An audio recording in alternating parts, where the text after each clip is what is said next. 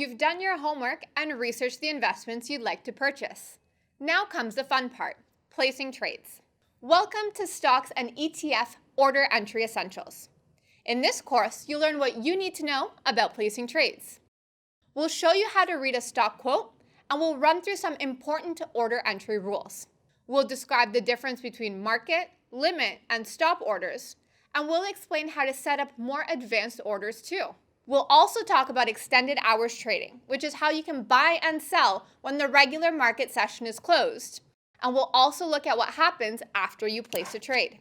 As you go through this course, keep in mind that the concepts we'll review apply to the Canadian and US markets only. Also, while we'll cover a number of key concepts, not everything about the markets will be addressed. We should provide you with just the right amount of information you need to get started with placing your trades. Ready? Let's go.